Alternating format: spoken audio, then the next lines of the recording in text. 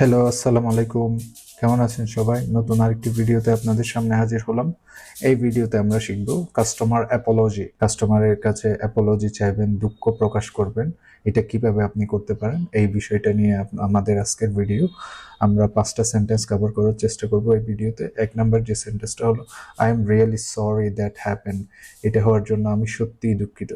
So আপনি কাস্টমারকে sorry বা দুঃখ প্রকাশ করছেন, আপনি পার্সোনালি দুঃখ প্রকাশ করছেন কাস্টমারের ইমোশন কে আপনি দুঃখ প্রকাশ করছেন এটা কাস্টমারকে আপনি জানাচ্ছেন।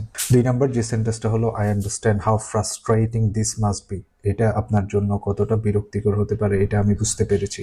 আপনি কাস্টমারকে এমপ্যাথি দেখাচ্ছেন, আপনি স্বীকার করছেন যে কোনো একটা সিচুয়েশন এমন হয়েছে যেটা কাস্টমারের বিরক্তির কারণ হতে পারে। 3 নম্বর সেন্টেন্সটা হলো thank you for your understanding. বোঝার জন্য ধন্যবাদ।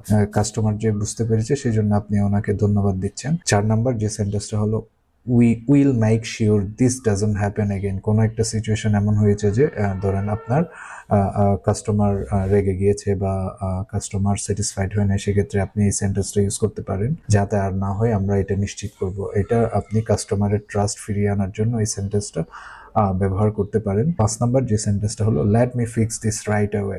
আমি এখনই এটা ঠিক করে দিচ্ছি। বাট সো আপনি অ্যাপোলজি প্রকাশ করছেন, দুঃখ প্রকাশ করছেন এবং আপনি যে ইমিডিয়েট একটা অ্যাকশন নিচ্ছেন এটা আপনি কাস্টমারকে জানাচ্ছেন। আরো ইজি ডেইলি ইংলিশ যদি আপনারা শিখতে চান, ইউ হ্যাভ টু ফলো স্পিকিংলি.online। নেক্সট ভিডিওতে দেখা হবে ইনশাআল্লাহ। সে পর্যন্ত ভালো থাকুন। আসসালামু আলাইকুম।